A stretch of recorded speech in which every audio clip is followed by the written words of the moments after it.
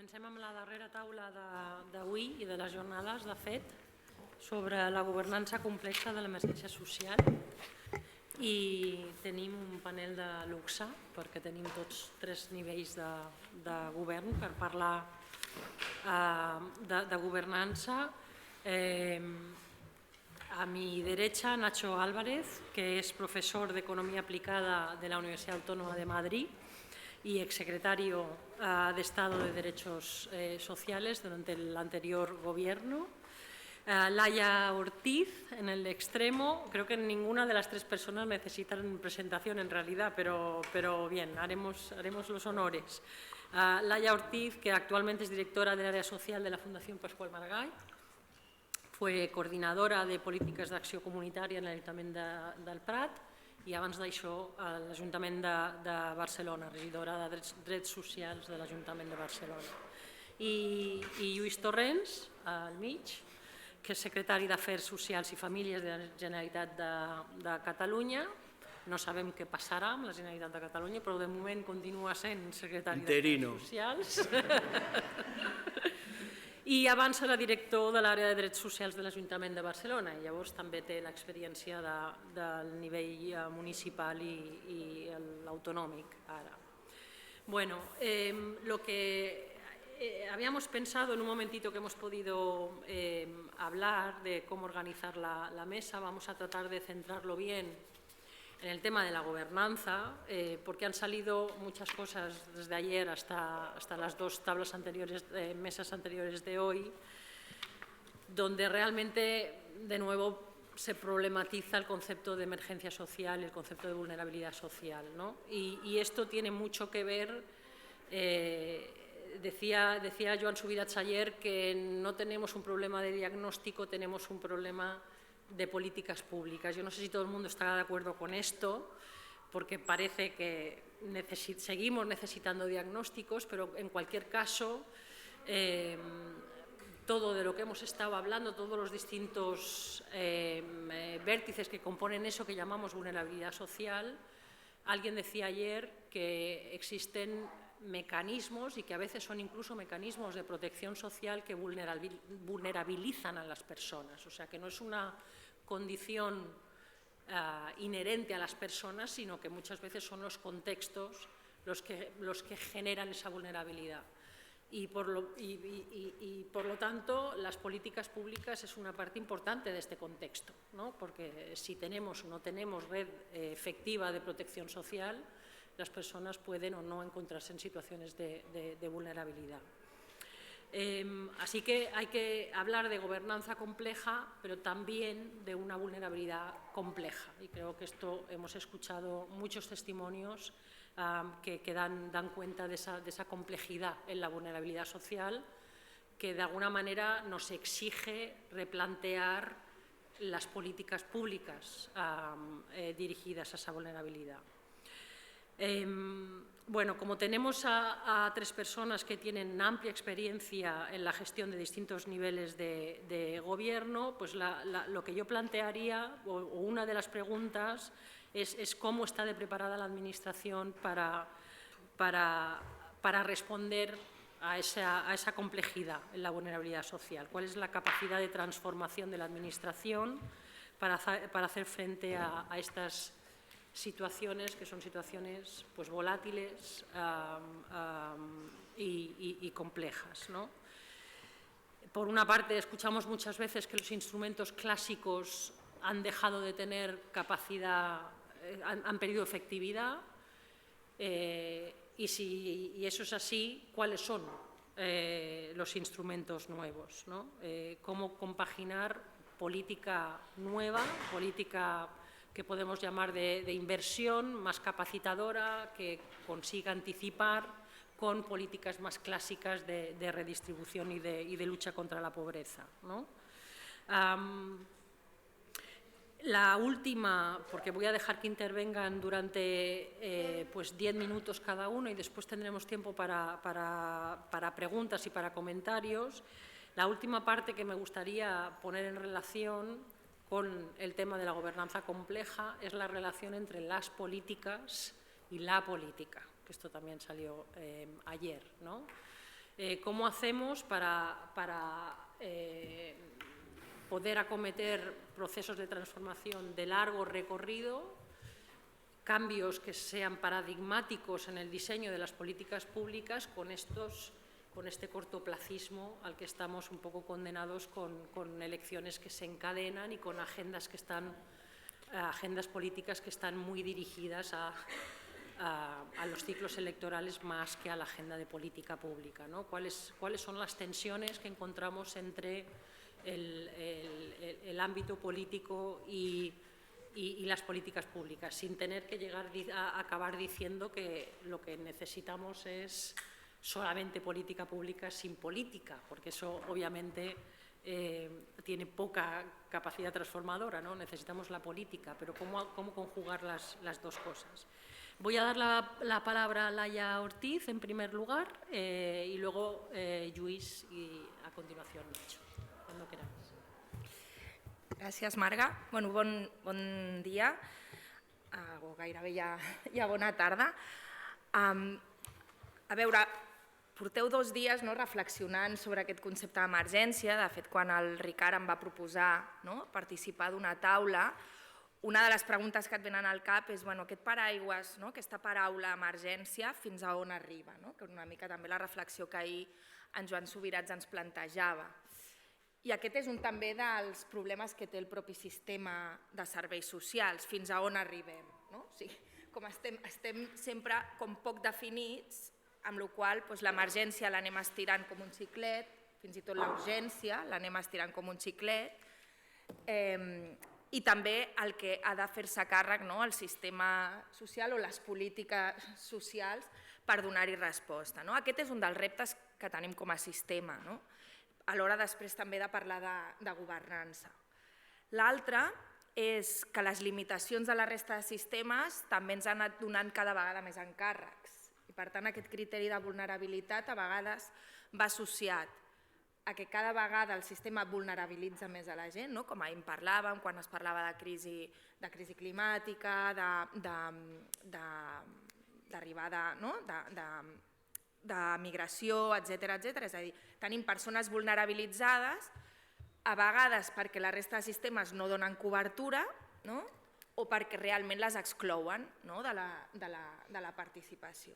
I aquí a vegades llavors tenim la posició de rescat, una mica amb què és el que ens toca fer, doncs per deixadesa o per no arribar, nosaltres aquí arribem. I per altra banda, també estem en un creixement de lleis que ja no només ens donen encàrrecs, sinó ens donen una funció gairebé com a avaluadora d'accés o no accés, com d'àrbitre. I això ha passat molt en els últims 10 anys. Aquesta no universalització d'algunes polítiques fa que també haguem d'aparèixer com a àrbitres de si les persones tenen dret o no. Ho dic perquè això és com una mica el context amb el que després hem d'administrar les respostes a les necessitats. Clar, en tot això després podem parlar d'emergència més, diguéssim, d'una manera més acotada. I segur que aquí la Mont us ha posat exemples. O si jo és la trajectòria més en l'àmbit de gestió pública, jo recordo emergències com a tal, que se surten de l'estructura d'atenció a la vulnerabilitat, sinó que, evidentment, l'arribada migratòria de l'any 2017-2018, d'arribada de menors i no menors, recordo arribada cada dia a l'estació del Nord, 1 o 2 autocars que havíem de fer front en aquella emergència i veure com això ho treballàvem i també treballàvem amb DGAI a la col·laboració amb tota aquella arribada no prevista o no preparats per allò. Evidentment, els atemptats. Els atemptats que ningú es pensa que l'emergència social segurament va ser la primera gairebé en paral·lel a Mossos i bombers, però va ser l'última en tancar, diguéssim, en la feina dels atemptats per tot el que va significar d'acompanyament a víctimes, famílies, suport psicològic, perquè també, evidentment, la resta de sistemes no hi eren. Llavors, un sistema d'emergències que teníem va respondre. L'emergència Covid ja la vaig viure amb el Barret del Prat, però evidentment allò va ser el tornar a gestionar un... I és veritat que aquests capítols sí que ens donen lliçons, de quines coses són clarament millorables a l'administració o podem incorporar com a lliçons a l'hora de dissenyar polítiques. Una altra pregunta, com està pensada l'administració per l'emergència? No, o sigui, no està pensada per l'emergència, així en general no. És veritat que hi ha exemples, com per exemple el tenir el CUESP és un element diferencial de Barcelona que no es té, i jo crec que aquí sí que és una política pública fàcilment exportable que la Generalitat hauria de poder treballar, perquè és una eina que després s'ha convertit en imprescindible. És a dir, si li preguntem a la Guàrdia Urbana o a Mossos com donarien resposta a moltes coses que passen en una ciutat tan gran com Barcelona, des d'accidents de trànsit a suïcidis, a tot el que arriba a passar en una ciutat, ara és molt difícil explicar una resposta amb capacitat sense tenir un CUESP. Doncs aquí sí que és un exemple a exportar segurament treballat d'una altra manera en l'articulació del territori. Ara, com està preparada l'administració? Jo us diria que està menys preparada que fa 20 anys l'administració per actuar en emergències, perquè el nivell de fragmentació i de rigidesa ha crescut clarament. I des del punt de vista municipal crec que és un tema poc visible o que poc aixequem la veu, però els efectes de la llei de l'Arsal, de la llei Montoro, ara notem les seves conseqüències, potser des de fa 5 anys. Però aquella llei va reduir la capacitat d'actuació que els municipis bàsicament es van construir des dels anys 80 a partir d'una capacitat de lideratge, de poder fer polítiques noves, d'innovar i tenir capacitat de reacció. L'Arsal es va carregar gran part, a Barcelona no tant perquè hi ha la carta municipal i teníem aquest element de protecció, però a la resta de municipis tenim moltíssima més rigidesa, moltíssima més intervenció per dir coses que no podem fer, i una fiscalització basada en el principi de desconfiança clara. I per tant hem resolt un problema de desconfiança política respecte a la corrupció i a sobre hem empitjorat clarament el funcionament de les administracions públiques i especialment la local. Amb la qual cosa estem sota la sospita i especialment tot allò que afecta la pobresa, perquè això ja és un segon afegit. Clar, quan tu necessites donar una resposta urgent a una situació d'alta vulnerabilitat d'una persona o de fragilitat clau i a tu t'estan preguntant... Mira, us poso un exemple que va ser mediàtic i us el recordareu. Hi havia un perfil de persona acumuladora al Prat de Llobregat amb obesitat mòrbida i sense sortir de casa. I això s'havia empitjorat en pandèmia. El gran mal de cap va ser com netejàvem aquella casa, com podíem... Un problema que era de salut pública, que era evident que hi havia informes, que no hi havia maneres de poder fer un contracte que justifiqués la urgència, que després ja...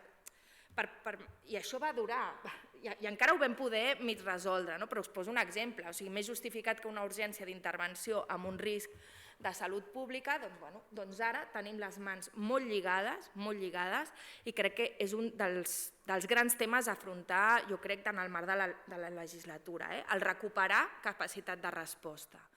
I especialment dels municipis, que necessitem reaccionar més ràpid també en això. I per anar una mica... És que clar, dona per molt aquest títol, però per intentar acotar. Lliçons una mica que hem pogut anar aprenent i que ens van servir en l'etapa que estàvem en el Prat per poder redissenyar. Redissenyar el com en el nostre dia a dia, sabent que les vulnerabilitats, les emergències i les urgències creixen de manera permanent i que ja no és, en el 2008 hi va haver una crisi, és que després, ara sempre hi passa alguna cosa que ens fa, doncs com podem crear un sistema actualitzat al segle XXI de com hem de fer les polítiques socials en un municipi. Estic parlant d'un municipi de 65.000 habitants, i per tant, però que podria ser reproduïble.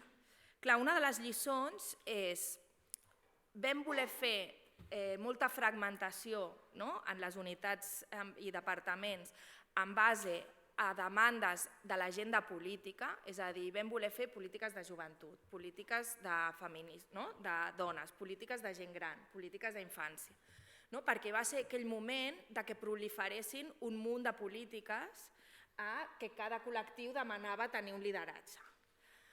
Jo crec que això és una cosa a replantejar en les polítiques públiques, perquè aquesta fragmentació de la persona i de les seves causes de vulnerabilitat fa que la vulnerabilitzem encara més com a sistema, perquè anem enviant a la persona cada dia a un lloc en funció de si avui prioritza el tema de ser dona, si l'altre és que és migrant, si l'altre és que és...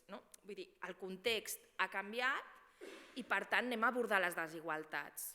I com a àrea, una mica, us ho plantejo només una mica, o sigui, tenia una presentació però hem decidit eliminar-la, però sí que és una mica com incorporem la interseccionalitat a les polítiques públiques d'atenció a les persones.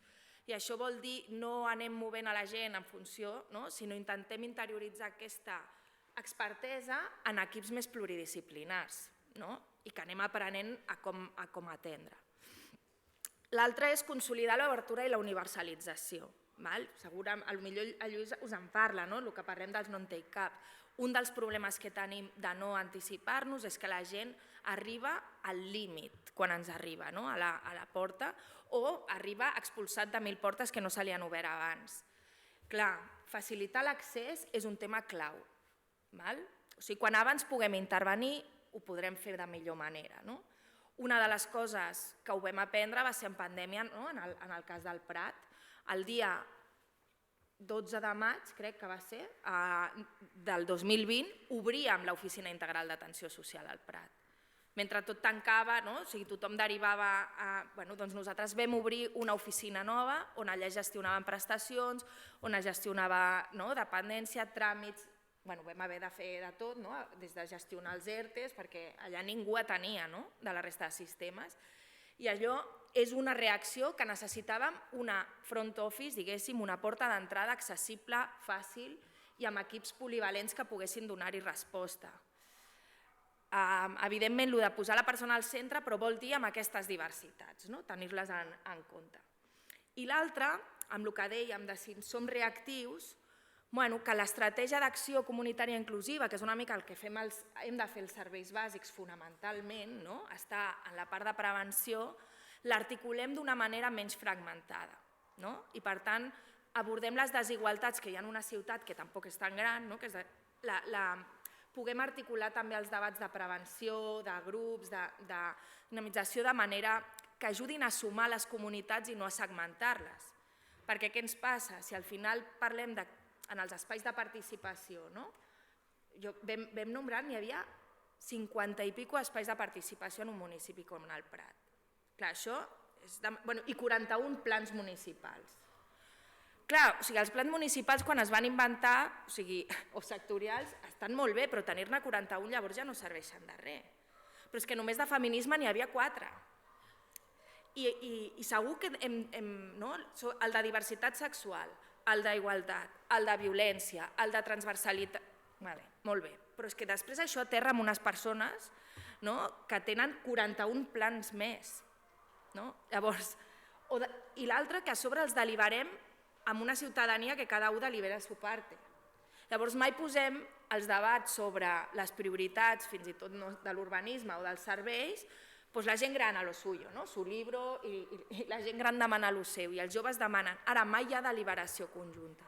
Llavors acabem articulant també la fragmentació per interessos o per sistemes sense després tenir una solució integrada de quina és la ciutat que volem. Doncs hi haurà interessos que es puguin sumar, però mai fem la deliberació conjunta havent dissenyat l'administració d'una manera tan fragmentada. Su Consell de Dones, su Consell de... I per tant una mica la idea era canviar això. Com vaig a l'últim, a la part de governança, que aquests eren uns aspectes claus, el tema de finestra única, que us deia, polivalència a la porta d'entrada, eficiència, coordinació i millora organitzativa i transversalitat. Jo aquí afegiria, ja que després parlen els d'altres nivells d'administració, afegiria també la lleialtat als municipis, que crec que és ara l'administració on ens toca moltes vegades liderar respostes, però després està rendint comptes de manera infinita. Ahir ho parlàvem amb el Lluís, no? O sigui, no és normal la manera que s'articula el finançament de l'ús social en els municipis, no? No només pel nivell burocràtic, sinó per la poca flexibilitat que també tenim, no? I això passa en els municipis, però no passa en altres nivells que també s'han de coordinar. I després un reconeixement, jo crec, més clar en moltíssimes lleis que afecten a persones vulnerables del paper que tenen els municipis. Vull dir, no és només que hagan un informe social, sinó parlem abans de les polítiques que cal fer i com reconeixem aquest paper. I acabo amb una mica, quan parlem de governança, una mica a nivell de model, com ens vam inspirar. De totes aquestes lliçons, de totes les dificultats que trobàvem, no vol dir que ens carreguem els programes. Evidentment que hi haurà programes que tenen a veure amb la vulnerabilitat, altres que tenen a veure amb la infància en risc, altres que tenen a veure amb l'envelliment. O sigui, aquests programes hi seran, però això no vol dir que cada un tingui la seva unitat i treballi al llarg dels altres. I per tant, anar cap a una organització més matricial és el que nosaltres vam articular com a resposta. Aquesta és una bona resposta, creiem, pel Prat. Fusionar més coses, el que era l'antic Departament de Ciutadania, que cada tècnico tenia una cosa, fusionar més i articular. Per una banda, una unitat de front office, acollida i prestacions.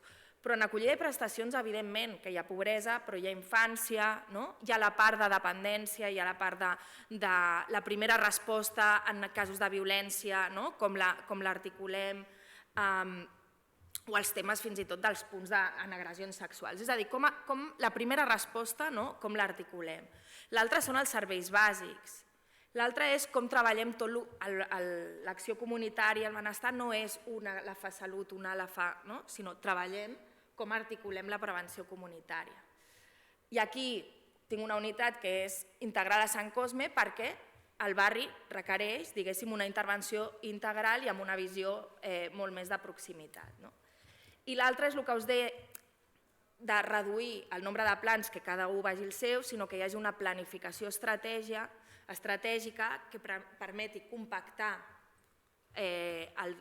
la planificació municipal de les polítiques a partir, segurament, d'eixos de desigualtat, que ens generen desigualtat, i, per altra banda, que aquesta planificació generi aliances més enllà de l'administració, o amb altres administracions, però alhora també amb la ciutadania organitzada i les xarxes que hi ha per ampliar la resiliència municipal. Potser m'he passat una mica de temps, però volia col·locar moltes idees i després en parlem. Molt bé. Gràcies per convidar-me. Home, el tema no és senzill. Jo, si voleu, us explico una mica l'experiència també que he tingut aquest darrer any i mig i a la vegada el bagatge que portava l'Ajuntament de Barcelona i les coses es veuen una mica diferents. Vull dir, no és tot tan fàcil des d'un costat o tan difícil des de l'altre. Jo crec que el primer element, si parlem de governança, és conèixer bé quin és el model que tenim en aquests moments de distribució de competències.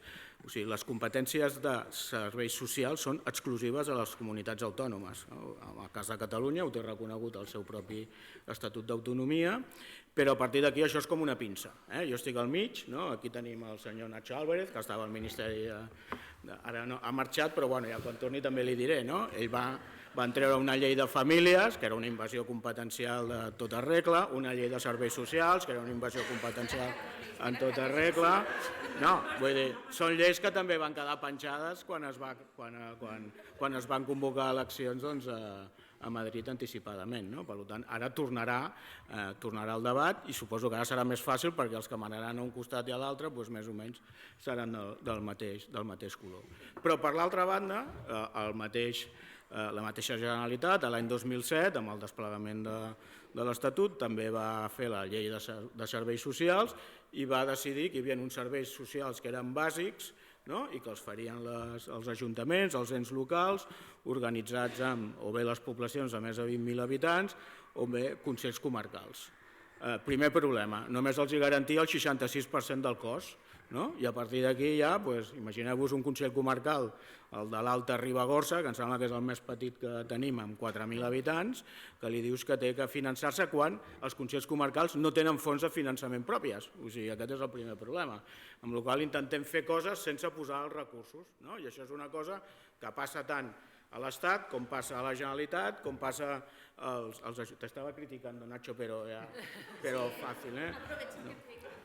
No, estàvem parlant de que, tot i que les competències són exclusives, l'Estat sempre intenta posar lleis de coordinació, col·laboració, etc., per allò que diuen garantir els drets fonamentals al llarg de tot el territori, que tothom que visqui al territori espanyol tingui més o menys uns mínims.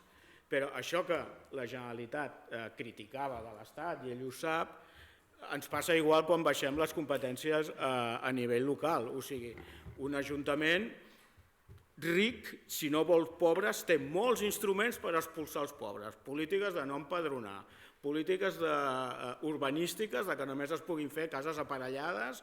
O sigui, té un munt de sistemes, tancar un alberg, com s'ha fet ara fa 4 dies a Badalona, 45 persones sense sostre al carrer, que al final se'ls està menjant, no sé, el Cuesp o el qui sigui de Barcelona. Per tant, és un model que és complex en el sentit que les competències estan, tot i que sembla que estiguin molt clarificades, al final no acaba sent la cosa tan senzilla per aquest model de la subsidiarietat, però que sense recursos és molt complicat, és molt complicat fer.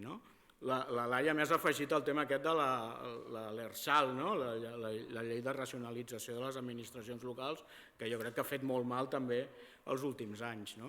Però jo crec que és que encara estem arrossegant, si ara parlem més ja de vulnerabilitats, problemes de la crisi del 2008. Ahir mateix van sortir les dades de l'enquesta financera de les famílies i fan por. La gent jove, les llars de més de 35 anys, de l'any 2002 a l'any 2022 han perdut un 20% en termes reals els seus ingressos. O sigui, un 20% menys en termes reals. Les llars de menys de 35 anys a l'any 2002, que eren propietàries del seu habitatge, era el 66%, ara són el 32%. O sigui, s'està produint un procés que una vegada ho he escrit, de pauperització, sobretot de la gent jove. Ja no parlo dels immigrants perquè no estan... L'enquesta no recull aquesta divisió, però si parléssim dels immigrants, imagineu-vos, no? A Catalunya ho estem patint amb què veiem que les taxes de privacions materials i socials estan pujant, i sobretot amb 2 elements molt crítics. Un, estan pujant sobretot degut als temes d'habitatge i energia i alimentació, o sigui, les coses més bàsiques. Ha baixat, per exemple, la gent que no pot anar de vacances, mira, què vols que et digui. Però aquests que són més bàsics han pujat i, a més, un element que ens sembla que no és així, ha pujat les persones que són nascudes aquí, no només amb els estrangers, que ens podem pensar que ens arriben molts immigrants de baixos ingressos, que no tenen papers, etc. També està pujant i en quantitat pugen més els nacionals. I això jo crec que explica en part aquest moviment de dretanització que des dels governs teòricament progressistes no aconseguim fer mesures d'impacte que realment eliminin o mitiguin aquests problemes. Aleshores, quan parlem d'emergències, l'altre problema que tenim és que, ja em tallareu, perquè jo m'enrotllo molt, ho sento,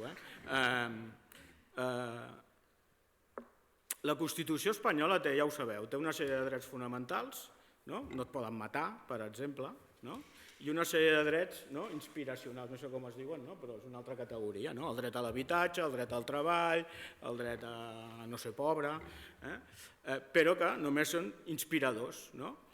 I llavors aquí el gran problema que tenim és que tenim tota una sèrie d'emergències socials on no tenim clar qui és que ha de complir que això no passi.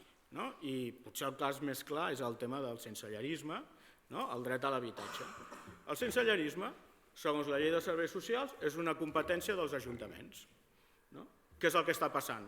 Doncs que el sensellarisme està creixent per les dificultats de l'habitatge i arriba un problema... L'habitatge què?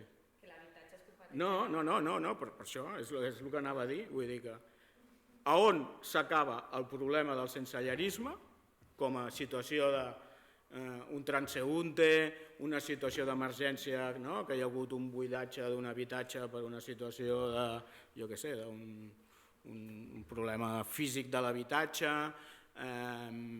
L'altre dia estàvem a l'Ajuntament de Badalona, em deien que havien solucionat perfectament com se'ls havien, aquells edificis que s'havien enfonsat i havien recol·locat a totes les famílies.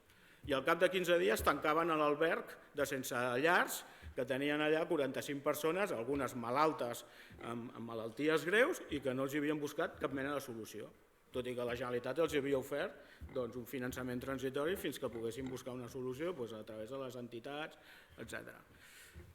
Clar, aquest element de dir fins a on arriba la incumbència del món local, fins a on ja s'han d'executar els drets per part de l'administració competent, que en aquest cas és la Generalitat, això no està solucionat.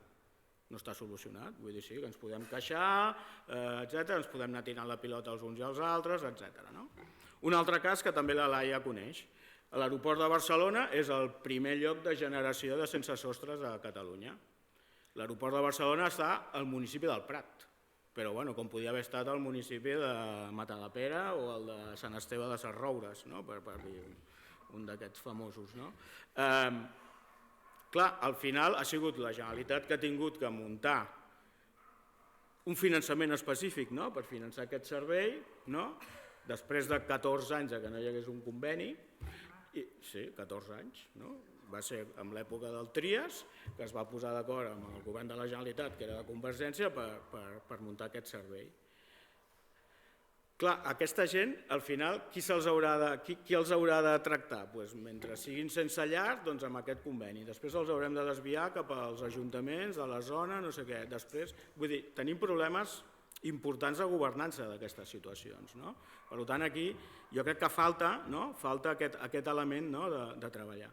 I l'altre element que jo crec que també és molt important, i també ho ha dit la Laia, a mi no m'agrada tant parlar d'interseccionalitat, que també és la paraula més ara de moda, sinó la visió holística. O sigui, la visió holística vol dir que quan tu parles de temes de migracions estàs parlant de temes de drets fonamentals com l'empadronament, però també estàs parlant del tema de l'habitatge. Les migracions també estan posant molta pressió a l'habitatge i ells mateixos pateixen els problemes de l'habitatge, però a la vegada els problemes de l'habitatge i del sensellarisme estan molt lligats amb els problemes de salut mental. Qui se'n fa càrrec de salut mental? Jo fins que no vaig aterrar al Departament de Drets Socials no sabia que jo tenia competències en salut mental, me'n vaig enterar el dia després. La salut mental comunitària és competència de drets socials. No en tenia ni idea. Doncs resulta que sí, que tenim una partida que és un 10% del que és, no, un 5% del que es gasta el Departament de Salut en salut mental, on tenim que fer algunes polítiques de salut mental. I així vas lligant moltes coses. El problema de l'habitatge, òbviament, afecta a tota la població en aquests moments, però sobretot afecta els joves, com hem vist, els temes d'emancipació, els temes de, fins i tot la taxa de fecunditat està afectada pel problema de l'habitatge.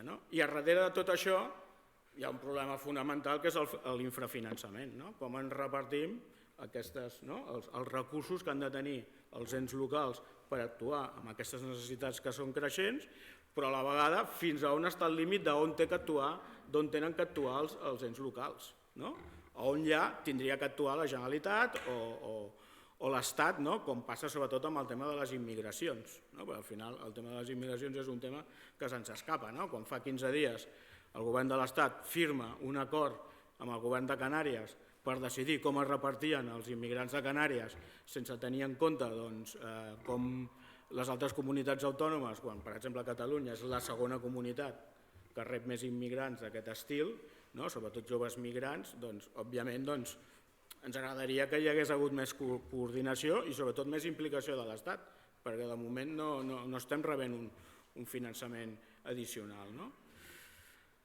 Per tant, els reptes són importants. Ja per acabar, per no allargar-me, jo crec que la Laia ha explicat alguns temes importants també, el tema del non-take-up, el tema de la proactivitat de les administracions en fer polítiques preventives, perquè surt molt més econòmic i molt més eficient actuar abans que passin les coses, sobretot tant en temes d'habitatge com en temes de salut, i el tema introduiria, perquè aquest és el meu background, de la innovació i sobretot de l'avaluació de les polítiques públiques. No podem estar encara fent coses que no estem avaluant els resultats ni sabem quin impacte té. I ara, si ara em poso en plan polític, he sentit molt aquests dies de campanya que es feia molt esforç en comunicar els outputs. Tenim més mestres que mai, tenim més metges que mai, tenim més Mossos que mai, però mai parlàvem dels outcomes. Tenim més llista d'espera, tenim millors resultats de PISA, tenim menys desnonaments. M'hagués agradat més parlar d'això i de com solucionem això, perquè no va tot de recursos, sinó també de com s'utilitzen. Ja està, gràcies. Gràcies, Lluís. Nacho, si tienes. Bueno, buenos días, muchas gracias por la invitación al curso. Es un gusto estar aquí con Lluís y con Laia.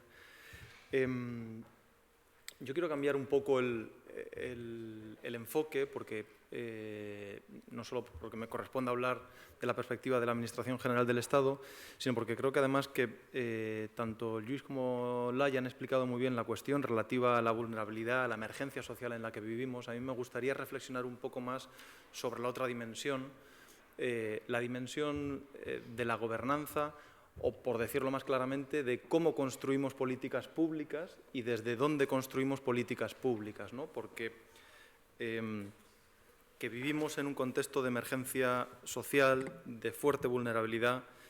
Yo creo que, aunque no siempre es evidente, tenemos signos muy claros en el ámbito de los servicios sociales, y estamos en contacto con los servicios sociales es muy evidente, pero desde la perspectiva del conjunto de la sociedad, el reto que tenemos en materia de vivienda, el reto que tenemos en materia de desigualdad, los propios retos que tenemos en el ámbito del cambio climático, creo que hacen muy evidente la necesidad de poner las administraciones públicas al servicio de construir todo un vector de políticas públicas que puedan hacer frente a esa emergencia social, a esa emergencia que va más allá de la propia vulnerabilidad social, sino que es una vulnerabilidad que es diversa y que se extiende hacia el conjunto del cuerpo social, porque hay retos como el de la vivienda o el del cambio climático o el de la propia desigualdad, que van mucho más allá de aquellos grupos sociales que de forma más o menos estructural viven en contextos de vulnerabilidad.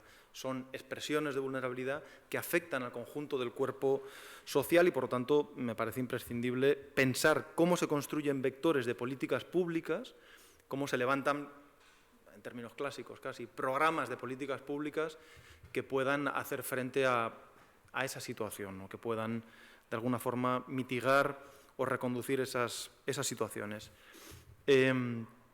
Y claro, yo creo que en muchas ocasiones, en demasiadas desde mi punto de vista, pensamos que las políticas públicas se construyen desde el gobierno y por gente que sabe de esas cosas, y creo que darle una vuelta a esto, hacer una reflexión sobre esto es imprescindible, porque es necesario darse cuenta de que existen distintos frentes y distintos métodos desde donde se construyen políticas públicas y cómo se construyen políticas públicas.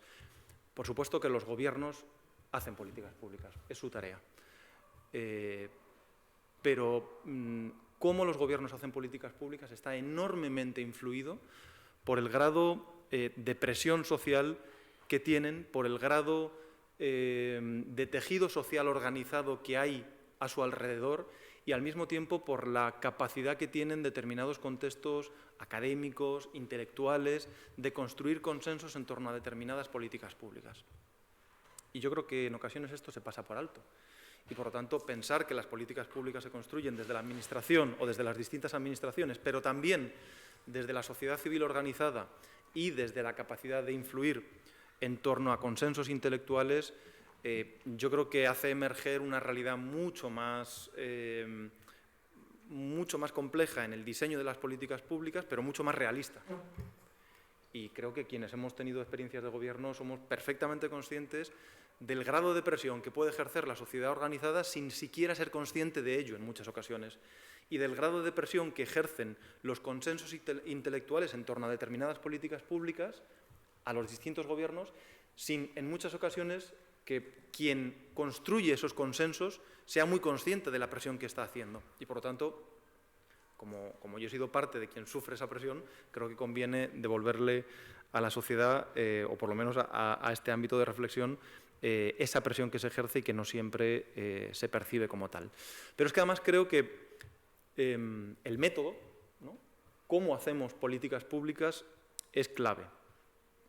Y aquí quiero ser provocador, ¿no?, porque, claro, la política, en primer lugar, las políticas públicas, en segundo lugar, son un espacio, por definición, por naturaleza, son un espacio de conflicto.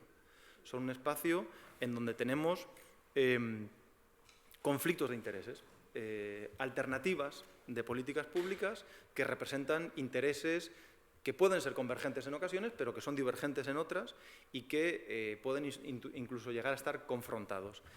Y claro, siendo un territorio, ¿no?, tan a priori y por naturaleza tan hostil como es el territorio del conflicto, ¿qué método desplegamos desde los ámbitos políticos, intelectuales, académicos o de la sociedad organizada o de los movimientos sociales para construir políticas públicas? Pues alguien podría resolver la ecuación diciendo claramente, bueno, pues en un espacio de conflicto, el conflicto. Y sin embargo creo, y por eso decía que quiero ser algo provocador, que construir alianzas, construir consensos,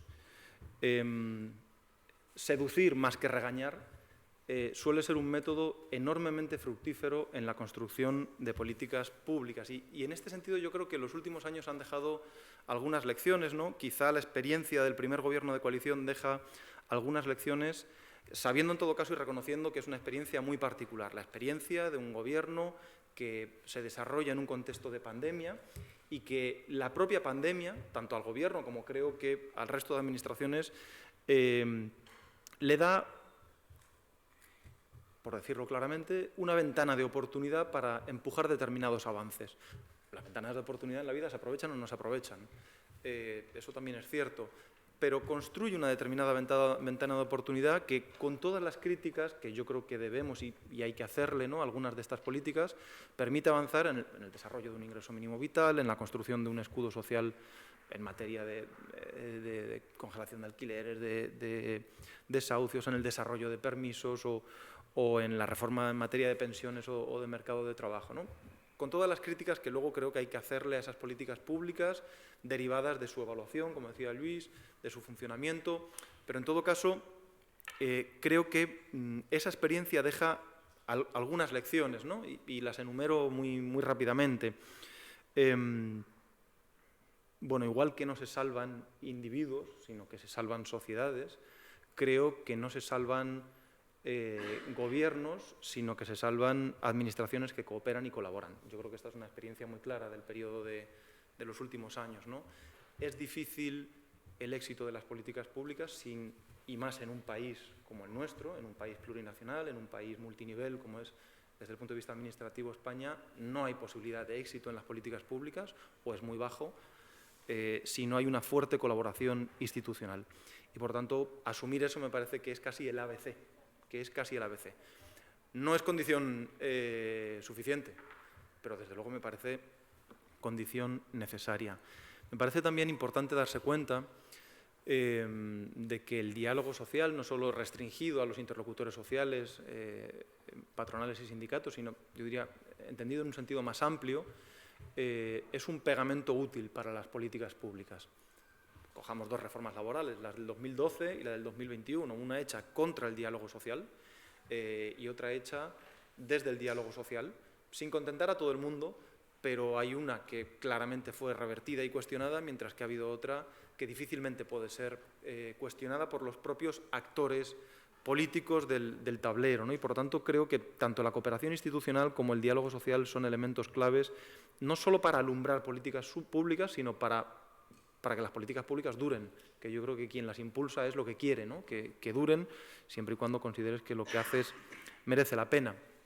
Hablabais antes, ¿no?, de la necesidad de una mirada multidisciplinar, yo estoy convencido, pero no solo en cuanto a las disciplinas, por así decirlo, las disciplinas de contenidos, sino en cuanto a las propias capacidades de los equipos, ¿no? Creo que aquellos equipos que pueden desarrollar buenas políticas públicas es equipos que tienen especialistas, es decir, conocimiento técnico y científico, pero que al mismo tiempo tienen buenos gestores y que al mismo tiempo tienen políticos que puedan empujar. Y esto, creo que estas tres patas no siempre se dan juntas. A veces vemos equipos políticos muy potentes con deficientes capacidades técnicas. A veces vemos tecnócratas con fuerte capacidad de análisis, con un conocimiento experto de la materia, incapaces de negociar y de empujar las políticas públicas. Y por lo tanto creo que en la construcción de quienes tenemos o hemos tenido responsabilidades de gobierno, en la construcción de los equipos, es vital, ¿no?, esta necesidad de ponderar capacidad de gestión, conocimiento técnico y al mismo tiempo empuje político, ¿no? Creo que la experiencia de las políticas públicas en estos últimos años nos deja también algunas lecciones muy claras, ¿no? No voy a entrar ahí porque se han mencionado. Iba a decir el excesivo énfasis, pero creo que podemos decir la obsesión de focalizar las políticas en determinados targets de población, en determinados grupos de población, frente a la opción de la universalidad o incluso la opción de los controles ex post, creo que nos revela cómo de ineficiente puede llegar a ser una administración pública que podría ser mucho más eficiente. Pero es que además, en el ámbito de los servicios sociales esto es todavía más grave, porque las comprobaciones ex post están asumidas en el ámbito de las políticas públicas en muchas materias. La agencia tributaria piensa que decimos la verdad y a veces hace controles para ver si decimos la verdad o no. Y al conjunto de los ciudadanos, clases medias, acomodadas, que realizamos, que pagamos impuestos, se nos presupone que decimos la verdad en nuestra declaración de Hacienda y se hacen declaraciones ex post, se hacen comprobaciones ex post para comprobar si es así o no es así en algunos casos. Pero, sin embargo, en los servicios sociales no, porque presuponemos que hay un cierto sector de población que miente más de lo que mentimos los demás. Creo que ir poco a poco caminando en la comprensión de algo que para mí es tan evidente y que se ha visto tan claro en estos años sería imprescindible. Y igual que hablamos de política basada en evidencias, y estoy muy de acuerdo con la necesidad de la evaluación y el diseño basado en evidencias, y aquí quiero ir entrando en otra cuestión, creo que es necesario, cuando hacemos políticas públicas, también basarlas en evidencias, al menos en lo que tiene que ver con la atención de los grandes problemas. Atender los grandes problemas creo que es una obviedad, pero sin embargo no es la obviedad desde la que en ocasiones se hacen políticas públicas. Si uno ve cuáles son la evidencia que nos ofrece las distintas encuestas al respecto de los grandes problemas que tiene nuestra sociedad, la sociedad catalana, el conjunto de la sociedad del Estado, creo que refleja en ocasiones problemas en donde se está haciendo poco o nada, al tiempo que dedicamos una gran cantidad de esfuerzo a impulsar políticas públicas en donde la sociedad no declara tener grandes problemas, ¿no? Y esto me parece relevante porque, por cierto, un paréntesis al respecto de la pregunta que hacías sobre la capacidad de la Administración. Yo creo que estos últimos años también hemos aprendido que la Administración puede llegar a tener capacidades enormes cuando se lo propone. Creo que los ERTE, con todo lo que supusieron, son un buen ejemplo de cómo poner en marcha una política en semanas y que llegue a millones de españoles, incluso si hace falta con la ayuda del sector financiero, con la ayuda del sector financiero. Y al mismo tiempo, yo recuerdo cuando llegué a la Secretaría de Estado, nos propusimos hacer un censo de todas las personas viviendo en residencias de personas mayores porque no existía en este país. Bueno, el censo se acaba de presentar ahora, 4 años después. Y aún falta. Y aún falta. Creo que la Administración en ocasiones puede tener una gran capacidad y en otras ocasiones muestra una enorme lentitud, ¿no?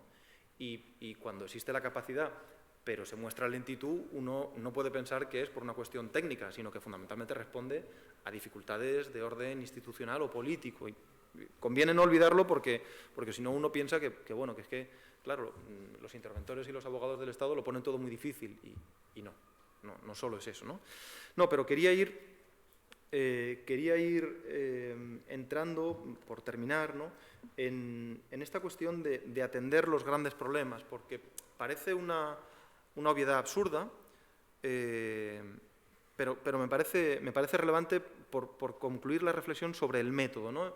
Esto que hablaba del método, en una sociedad fuertemente polarizada y en un contexto como es el de las políticas públicas, que por definición son el territorio del conflicto, el territorio de los intereses enfrentados o diversos, lo que yo planteo es la necesidad de una gobernanza en base a la empatía. Y claro, ya me imagino lo que puede estar pensando el personal.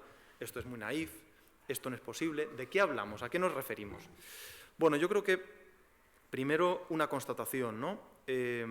Esta idea de que la gestión no construye política en el sentido de la espuma política que vemos en el día a día en los medios de comunicación, a mí me parece un gran error. Y no quiero meterme en muchos charcos, pero que se lo digan seguramente a Esquerra Republicana en este momento y al presidente saliente de la Generalitat o incluso al segundo gobierno de coalición. Creo que esta idea de que la gestión no construye política es un enorme error, porque gestión sin política no sirve, pero difícilmente tenemos política sin gestión. Me parece que la buena política se construye en base a la gestión y a la narrativa que se hace de la gestión, al discurso que se articula en torno a la gestión. Pero veo complicado, ¿no? Una política, un discurso, una narrativa sin una gestión. Y en este sentido, esta idea, ¿no?, de la gobernanza por empatía, yo creo que claramente no es una idea naif y que no significa, o desde luego yo no la entiendo como una suerte de despolarización de nuestra sociedad, asumiendo de alguna forma las propuestas, podríamos decir, ¿no?, desde una perspectiva progresista, que tenga que hacer la derecha o la extrema derecha. En absoluto. En absoluto. Entonces, ¿qué significa? ¿O qué hemos aprendido en estos últimos años en los distintos niveles territoriales? Yo creo que significa construir un sentido común. Y por eso engancho con lo que decía al principio de mi intervención. ¿Y cómo se construye un sentido común? O un nuevo sentido común en el ámbito de las políticas públicas. Pues creo que los gobiernos ayudan mucho. Las administraciones tienen una gran capacidad de gestionar y de narrar aquello en lo que gestionan, pero también la sociedad civil organizada, los movimientos sociales y el espacio de los expertos, de los académicos, en el sentido amplio. Construir los consensos sociales o intelectuales que hacen que ciertas políticas públicas se perciban como difícilmente cuestionables, me parece que no es, a pesar de ser una obviedad, no es la orientación que en muchas ocasiones siguen quienes gestionan las administraciones públicas. Y creo que tenemos ejemplos claros, ¿no? Difícilmente vemos a la derecha de este país cuestionando el ingreso mínimo vital. Se ha hablado de las paguitas, la propia medida hace aguas en algunos ámbitos que la ponen a los pies de los caballos. Pero no tanto por un cuestionamiento de la derecha, sino por los propios errores de diseño que se han ido parcialmente corrigiendo. Nos pasa algo parecido con el ámbito de la reforma de pensiones. No escucho yo a la derecha española criticando la indexación de las pensiones con respecto al IPC. Nos pasa algo parecido en el ámbito de la reforma laboral. Es difícil escuchar a la derecha española criticar la reducción de la temporalidad. Se critica algo que realmente no termina de ser del todo cierto, ¿no? El uso excesivo de los fijos discontinuos, que recuerdo son el 3,5% de los empleos del país. No hemos escuchado tampoco mucho a la derecha criticar los avances en el ámbito de la dependencia y la inversión en el ámbito de cuidados. Hemos escuchado críticas relacionadas con el modelo. Bien, ¿a dónde quiero ir a parar? Quiero ir a parar al hecho de que me parece que en ocasiones dedicamos un gran esfuerzo a cuestiones a las que no les quito ninguna importancia, la tienen, ¿no? Llamémosle como queramos, batallas culturales o como queramos. Y sin embargo, la capacidad de construir políticas públicas y de construir un sentido común, construyendo ese sentido común, hablándole a la sociedad en buena medida respecto de los grandes problemas que están sin atender y que deben de enfrentarse, es es una vía para esa gobernanza por empatía que no siempre se despliega, que en muchas ocasiones se ignora y que creo que, habiendo mostrado cierto potencial, la dejamos pasar en demasiadas ocasiones. Creo que el ejemplo del segundo gobierno de coalición es un buen ejemplo, ¿no? Y entro de lleno en cuestiones polémicas, que son políticas, pero que creo que afectan de lleno a las políticas públicas, ¿no? Por distinguir entre el policy y el politics. El segundo gobierno de coalición trasladó al electorado progresista del conjunto del Estado, fuera de Cataluña, que era necesario un acuerdo con los partidos independentistas, en parte para impulsar una agenda progresista de políticas públicas. Bueno, el acuerdo lo tenemos, pero la agenda de políticas públicas progresistas no. Y por lo tanto, cabría preguntarse, ¿es difícil que la legitimidad del segundo gobierno de coalición se mantenga sin esa agenda de políticas públicas, sin ese empuje en ámbitos que formaban parte de los propios programas electorales de los partidos, ¿no? que empujan ese gobierno? Y por lo tanto, insisto, la construcción de políticas públicas que generan un fuerte consenso, que no significa asumir mensajes necesariamente de un adversario que en ocasiones no tiene mensajes de políticas públicas que ser asumidos, y que permita esa gobernanza por empatía o el construir una suerte de programa de políticas públicas centrado en torno a la reducción de la incertidumbre social en un contexto de emergencia como el que habitamos. Esta fue la experiencia del Estado del Bienestar en su fundación, el desarrollar una reducción, políticas que reducían fuertemente la incertidumbre vital de las personas. El atacar el ámbito de las desigualdades, no solo vía redistribución, sino fundamentalmente en el mercado de trabajo. El construir ese territorio de políticas públicas difícilmente cuestionable por los adversarios políticos me parece que ha sido una experiencia que se ha utilizado, pero que en este momento no se está explotando en toda su capacidad. Y lo dejo aquí, creo que lo importante es el debate. Termino en todo caso diciendo, claro, no todo es policy. Creo que construir ese vector de políticas públicas requiere al mismo tiempo, y lo dejo para el debate, generar una narrativa, al menos en torno a tres cuestiones, me parecen claves, ¿no? La libertad, la seguridad y la democracia. Y me parece que libertad, seguridad y democracia son narrativas políticas que en demasiadas ocasiones los espacios progresistas le hemos dejado a las derechas en nuestro país. Tanto la libertad como la seguridad vital, la seguridad respecto de la incertidumbre que vivimos muchas de nosotras y de nosotros, y la propia democracia, es una narrativa que creo que sirve bien para envolver ese vector de políticas públicas y que, de nuevo, me parece que no siempre lo vemos, ¿no? Gracias. Bueno, yo creo que hay aquí, habéis dicho muchas cosas, todas muy relevantes. Creo que algunas convergen, otras no. Pero yo tengo muchas notas, pero si hay personas en la sala que les gustaría intervenir, endavant. Comentaris, preguntes, segons les tres ponents. Bueno, si no, començo jo. A ver si me paráis.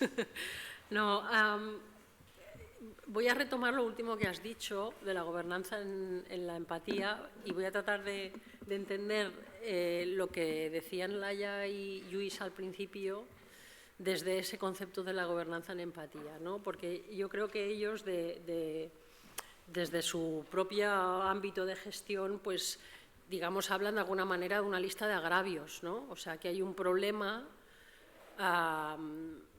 de cooperación institucional no resuelto, hay un problema de financiación no resuelto, que me parece que tiene mucho que ver con el diseño. Hablaba Lluís directamente del principio de subsidiariedad, ¿no? Es uno de los grandes problemas aquí, en España me refiero, es que el principio de subsidiariedad aplica cuando se diseñan las políticas, pero no cuando se financian, y eso siempre es Y eso siempre es un problema, ¿no? Yo hago un plan, pero luego no tengo dinero, ¿no?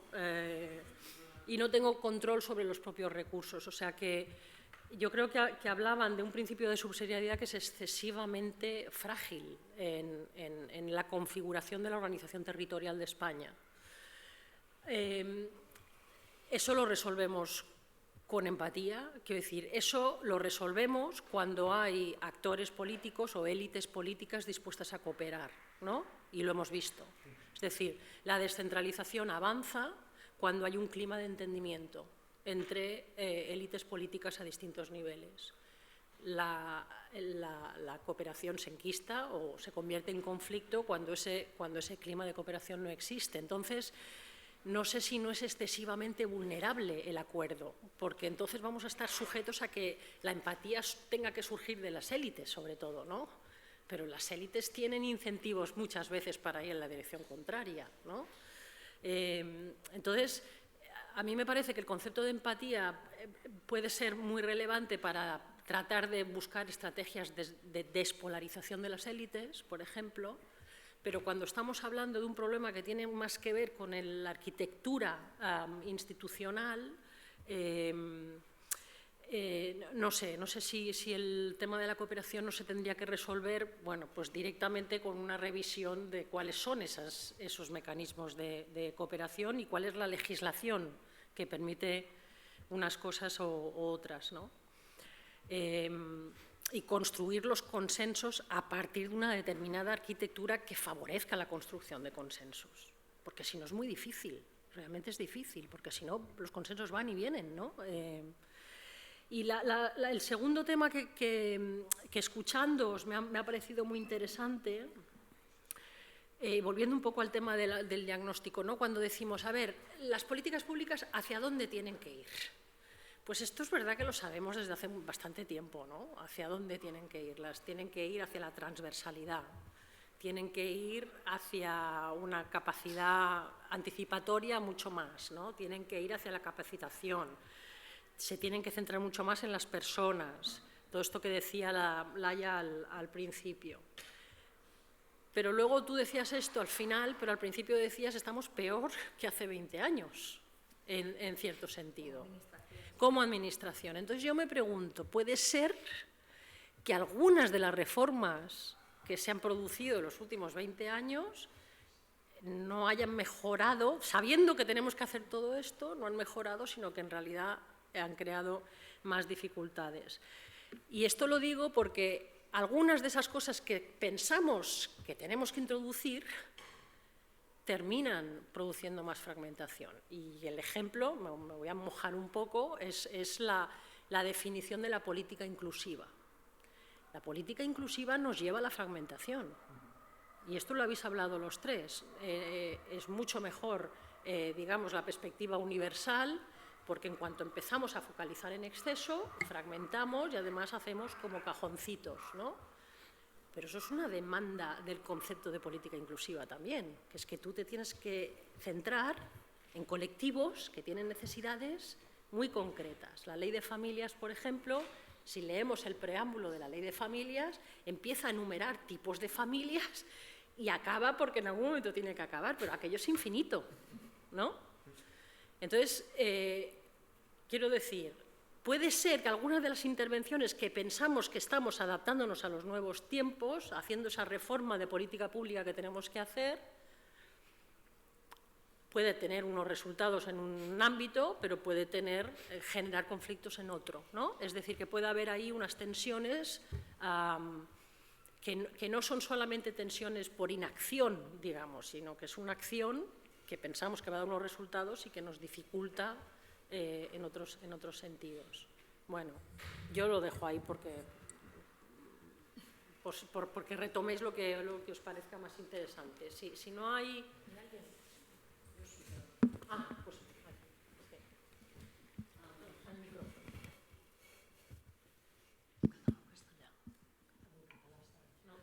A mi hi ha un tema que també m'ha semblat molt, molt important i és una aportació que ha fet la Laia sobre la no universalització respecte a lleis que parlen de la universalització. O sigui, normalment els serveis socials són universals, la sanitat ara és universal, però és veritat que la realitat que ens trobem als serveis que estem treballant el dia a dia és que acabem fent, com ella deia, d'àrbitres entre les persones que finalment tenen dret a fer ús d'aquell servei o no, perquè estem limitadíssims, o sigui, perquè se'ns acaben els pressupostos, perquè no podem gastar més però hem d'evitar que aquesta persona sigui visible, i aquest dia a dia jo crec que també està molt relacionat amb la construcció de polítiques públiques, perquè quan es fa polítiques públiques també s'ha de saber quins serveis tenim i com estan treballant els serveis. I aquests serveis, quan potser un decideix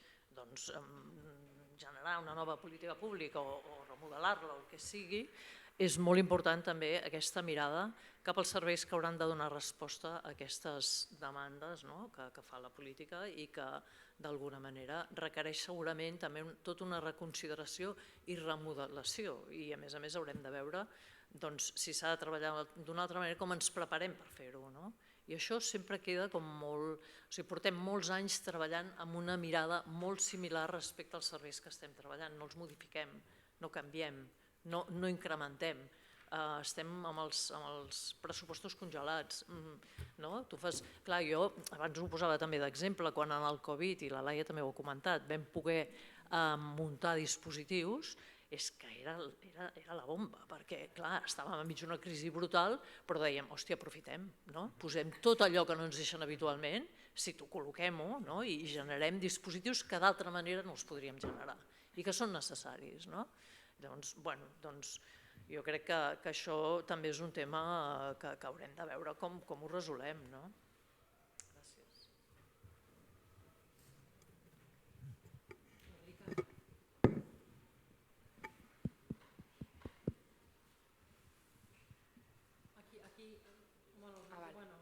Bueno, ara ja està.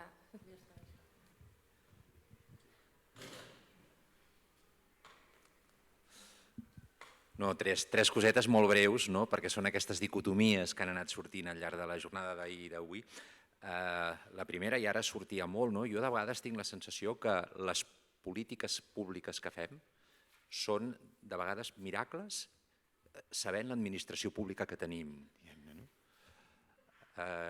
I que per tant sí que va guanyant consens la idea que necessitem repensar molt a fons l'arquitectura de les nostres administracions públiques per poder sostenir les polítiques públiques necessàries per afrontar els reptes que tots aquests dies estem parlant. Crec que aquest és un element. Després ha anat sortint també la dicotomía politics-policies. Nacho, tú comentabas que, y es verdad, no hay política sin gestión, no hay gestión sin política y que las políticas públicas necesitan narrativa política. Yo creo que vivimos un cierto drama en este país y es que la construcción social de lo político se realiza bastante al margen de las políticas y su narrativa. La construcción social mediática de lo político se realiza sobre la politics y a veces sobre los elementos, digamos, menos ejemplares de la politics. Y en cambio no tenemos una cultura política, como creo que, por ejemplo, que tienen más los países anglosajones o escandinavos, de construir la realidad de lo político sobre la base de las políticas, de sus contenidos, de sus modelos, de los elementos de conflicto y de tensión que se producen en esos territorios. Y no sé cómo se supera, digamos, ese problema. I finalment el tema universalitat, sí o no. Jo és que crec que no hi ha més alternativa que enfortir la universalitat i alhora la capacitat d'atendre la diversitat. Crec que el problema és quan desvinculem aquests dos elements. És a dir, quan convertim en binarisme diversitat i universalitat. És evident que necessitem més universalitat, però que no hi ha cap drecera avui a la universalitat que no passi per incrementar la nostra capacitat d'atendre la diversitat. I també sé que això és molt difícil, però una mica ja que estem parlant d'aquestes dicotomies. Gràcies.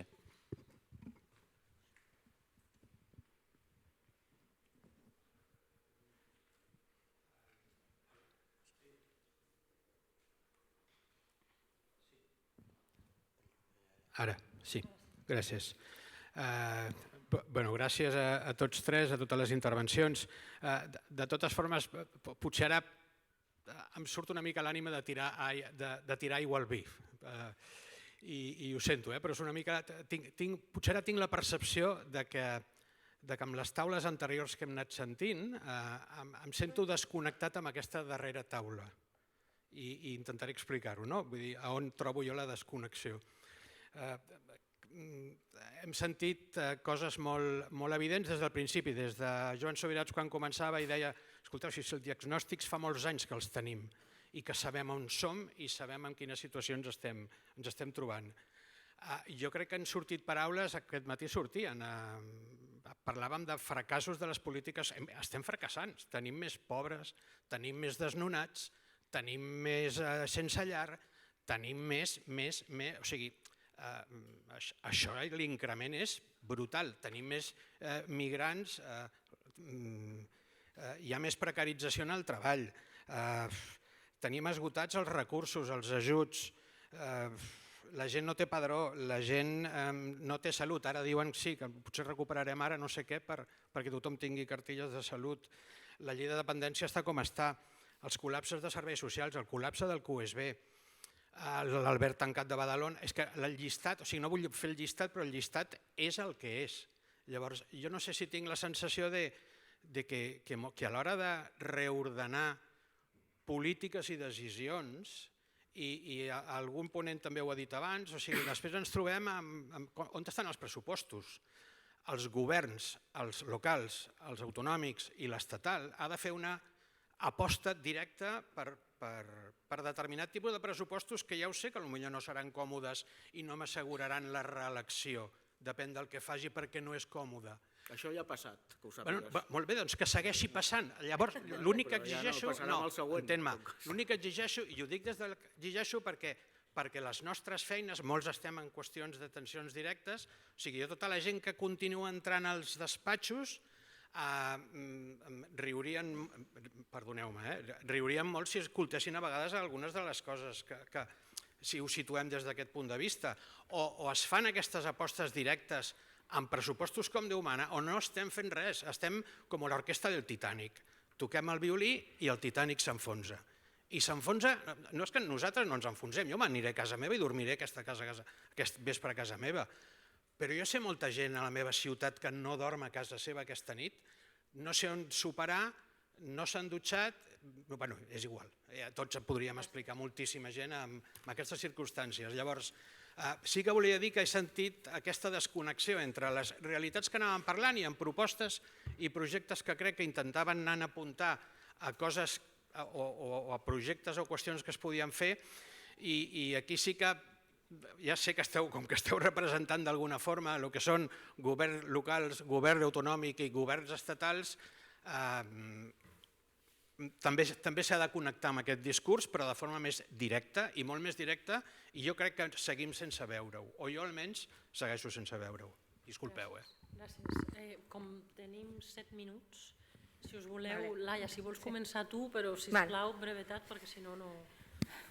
Val. A veure, jo crec que una cosa que també ha de fer el sistema de serveis socials és també posar a vegades en valor els seus propis èxits i també assenyalar les causes, no? Perquè vull dir, al final el conflicte de les vulnerabilitats, i aquests 2 dies n'hem parlat, ho dic perquè si no, diguéssim, el nivell de... O sigui, la frustració o la resignació o que això ens superi no ens porta, diguéssim, a veure cap a on hem d'anar. I no hi ha receptes màgiques, i estic d'acord, però també crec que hem de veure que les desigualtats es generen des de molts àmbits, algunes són institucionals, altres no són institucionals, o sigui, algunes són les administracions, altres no ho són, i nosaltres estem intentant dissenyar polítiques de reducció de desigualtats, però no sempre podem anar a l'origen de la causa, i sobretot des del sistema. Ho dic per no flagel·lar-nos més enllà del que tocaria a nivell de polítiques públiques. Crec que hi ha exemples d'èxit. Per exemple, el tema de la gestió de la pandèmia, jo crec que el que es va fer a nivell de Barcelona, i no estava, o la cobertura que es va poder donar al Prat, on vam parlar amb totes les persones més grans de 70 anys, vam veure que hi havia, vam connectar amb altres sistemes, és a dir, jo crec que va ser una bona gestió i la població ho va valorar, i així ho va fer amb el retorn, amb enquesta concreta abans, després de pandèmia. Ara, que els pressupostos s'han de fer al marge del que articulin les majories o demanin les majories, això és molt fàcil de dir, els que hem estat amb lo social sempre ho diríem, jo ara vinc d'una conferència a la Fundació Pasqual Maragall, que és on estic ara. Clar, el pressupost en medicaments de Catalunya supera el pressupost de tota l'àrea, tot el Departament de Drets Socials, és a dir, des de la dependència a la pobresa, a infància, a tot. Només en medicaments, només en medicaments. I aquí anem amb el que deia el Nacho, com articules aquest debat? Amb qui el confrontes? O sigui, on estan les cures i on està la medicació? On està la rehabilitació i l'acompanyament en persones grans amb demència? O només confiem en que el neuròleg diagnostica i ja ens gastarem diners? O les persones que aterraven també al CUES sortint d'un sociosanitari que l'expulsaven i es quedaven al carrer. Potser sí que hem d'integrar més els sistemes, no?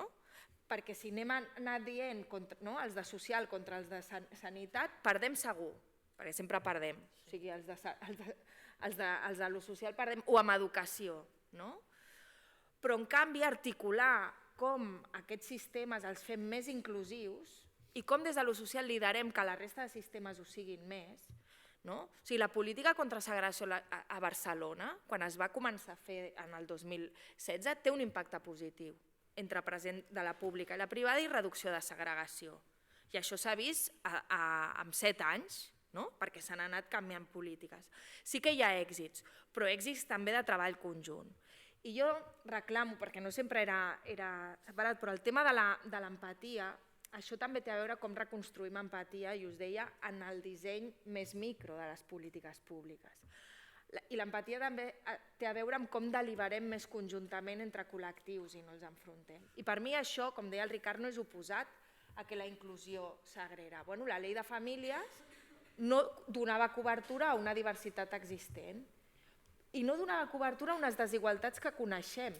És a dir, si sabem que les monomarentals són una font de pobresa important, s'han de mencionar en una llei de famílies, específicament, perquè aquí hem de tornar a no podem tractar igual que altres, quan sabem que la pobresa es triplica en el cas de les monomarentals. Però per mi això no és generar fragmentació, és incloure la desigualtat en el disseny de les polítiques i en la cobertura de serveis o en la cobertura de l'IRSC o la renda garantida. Evidentment no és el mateix tenir habitatge o no tenir-ne, o no és el mateix, però són moltes aquests components. El que passa és que els hem de deliberar més en comú. I també els tècnics municipals o els tècnics de la Generalitat han de sortir només del seu carril i també aixecar en veure com afecten, perquè a vegades les solucions són millors a l'hora d'abordar la complexitat. I és que han de parlar ells, és que aquí donaria per molt, però... Molt breu, vull dir... Jo crec que un dels temes, i el Nacho en parlava, és que jo crec que amb aquest... És veritat, hi ha hagut molts èxits que s'han construït a base del consens i que difícilment ens els tiraran enrere, però n'hi ha d'altres que encara no es volen abordar. Jo els dic els elefants a l'habitació. Quan jo explico, el meu conseller explica que la població de més de 85 anys es doblarà d'aquí al 2050, això no és cap notícia al diari. I és un problema que resulta que la despesa en dependència d'Espanya és el 0,8 o el 0% del PIB, quan la mitjana europea està per sobre del 1,5 o del 1,6, a França està per sobre del 2 i als països nòrdics per sobre del 3. Aquí ningú en parla. Quan diem que tenim un problema de fecunditat, de tant en tant surt alguna notícia i resulta que sembla que això passi perquè sí, quan no es veuen quines són les condicions materials d'existència.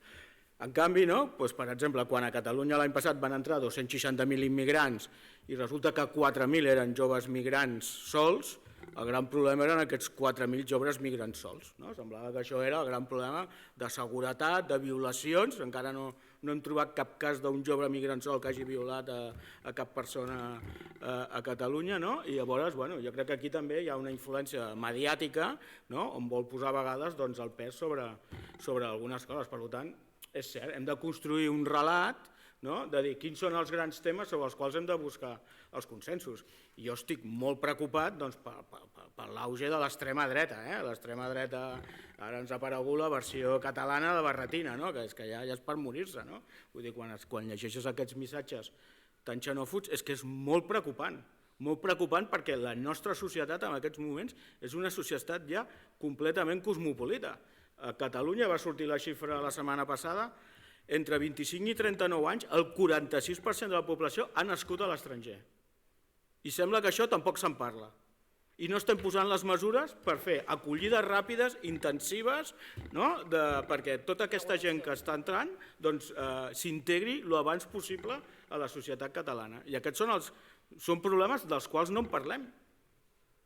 Sí, parlem dels pobres i parlem dels desnonaments, i tot això també és molt important, però, hòstia, aquests grans moviments que estem patint, doncs jo crec que aquí hauríem d'intentar empatitzar també amb aquests problemes, i des de la búsqueda de grans consensos.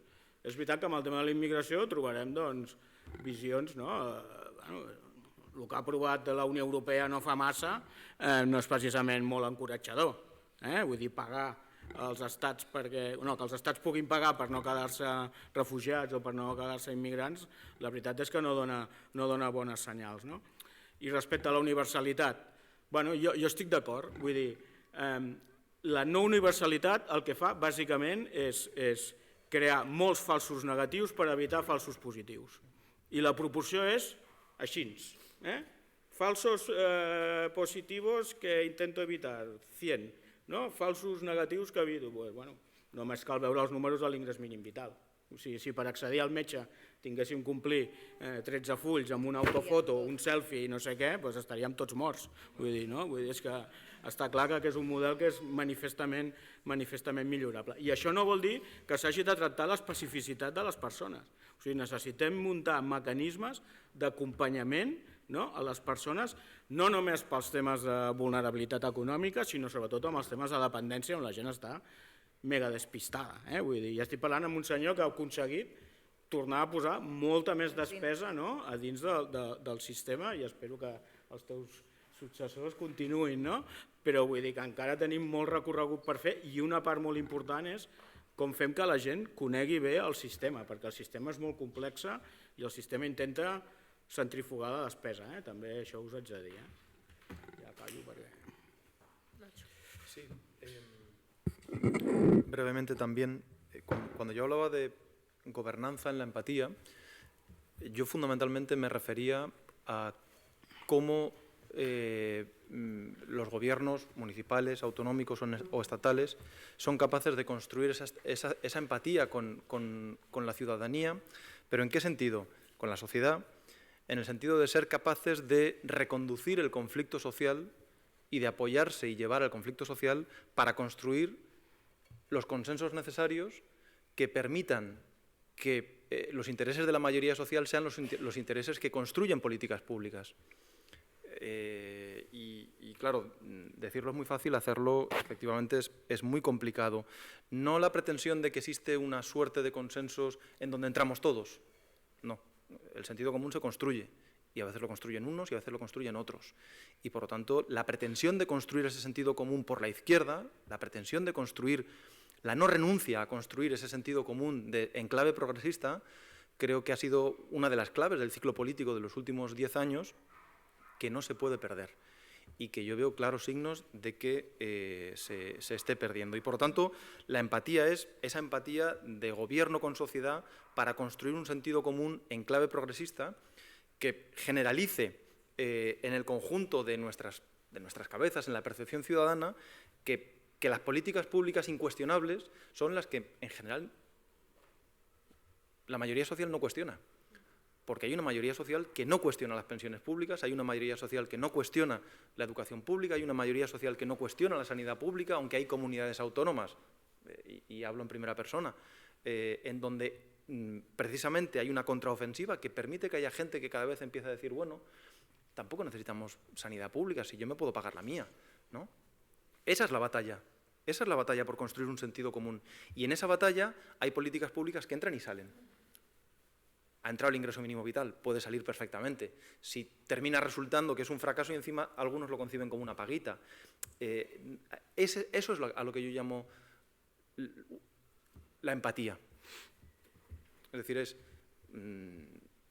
utilizar la empatía para resolver el conflicto social inherente a toda la dinámica de construcción de políticas públicas. Pero no se queda ahí, y tú lo decías y estoy muy de acuerdo, ¿no? Creo que también hay algo que no sé si debemos llamar empatía, me parece mucho más difícil, que es la relación entre administraciones públicas y en particular en un país plurinacional mucho más, ¿no? Mi impresión es que hasta que no nos sentemos a abordar una cuestión clave como es la reforma del sistema de financiación autonómica, esa empatía brillará por su ausencia. Y además en el ámbito de los servicios sociales nos va la vida en ello, porque en el sistema de financiación autonómica hemos metido la sanidad, hemos metido la educación, pero no los servicios sociales. No los servicios sociales que se dejan al amparo de los acuerdos de turno entre gobiernos autonómicos y gobiernos estatales, o que se dejan a un plan concertado que financia, lo recuerdo, desde el ámbito estatal, no llega al 2% de los servicios sociales del país. Es decir, que o somos capaces de, en mayúsculas, pactar un sistema de financiación autonómica que, salvo a las comunidades de régimen foral, incluya, ofrezca claridad respecto de la subsidiariedad e incluya un marco legal claro en materia presupuestaria que efectivamente permita disponer de recursos a todos los actores autonómicos y municipales, o no vamos a resolver esa supuesta empatía entre Estado central y administraciones autonómicas, muy en particular, insisto, en los servicios sociales. Y una segunda reflexión sobre la fractura entre el policy y el politics, ¿no? Estoy muy de acuerdo con lo que se decía. En España, particularmente, ¿no?, la construcción política, creo que en algunos territorios no, pero en el conjunto del Estado la construcción política se hace claramente desconectada entre el policy y el politics. ¿A qué me refiero? Creo que en el Gobierno, en la legislatura anterior, vimos de forma reiterada una encuesta que era muy clara, ¿no? ¿Qué piensa usted de las políticas que está haciendo el Gobierno de coalición? Aprobados, y veíamos aprobados de 2/3 de la sociedad. Reforma laboral, aprobados con el 70%. Reforma de pensiones, cifras de aprobación social del 60 al 70%. En el ámbito del escudo social, en el ámbito, cifras de aprobación muy altas. ¿Y qué piensa usted del Gobierno que hace esas políticas? No me gusta nada. O sea, que le gustan las políticas que hace el Gobierno, pero no le gusta al Gobierno ni quién las hace. Bueno, pero sí, efectivamente, esto está hablando de algo. Creo que interpretar esto bien está aportando una clave de por qué efectivamente el proceso de politización y de construcción política no se hace desde el policy, no se hace desde las políticas, sino que se está haciendo con otras claves. Y ahí me parece que algunos tenemos mucho que aprender todavía, ¿no? Pienso en el espacio político de la izquierda de ámbito estatal, para cerrar esa brecha. Porque si esa brecha en parte está abierta, es porque existe una narrativa ausente, o una narrativa no lo suficientemente influyente como para reconducir esa brecha. Si la brecha existe es porque la narrativa progresista no es eficaz, o no lo suficientemente eficaz como para cerrar esa brecha. Ya sé que todo es muy complicado, que hay medios de comunicación muy poderosos, que hay mentiras, bulos y fakes. Y, efectivamente, es que nadie dijo que este partido no se jugaba en un terreno desnivelado y en donde tus jugadores tienen un pie atado y una... Claro, sí, el partido es así. Para las clases trabajadoras desde hace 200 años el partido se juega siempre así. Pero, en todo caso, creo que renunciar a construir esas narrativas y renunciar a cerrar esa brecha es lo que nos sitúa en un escenario en donde efectivamente la extrema derecha pues, tiene el campo de juego algo más abierto, ¿no? Gràcies a tots tres. Ricard, voldries tancar la... No? Bueno, doncs jo només agrair a tothom, no només als ponents, que crec que hem tingut aquí un ventall d'expertise molt important, Gràcies a tothom per venir i res més, gràcies a Ricard un altre cop, a Albert, que no sé si hi ha, sí, Albert, i a Sergio i a l'Institut Metròpoli per l'organització d'aquestes jornades. Gràcies.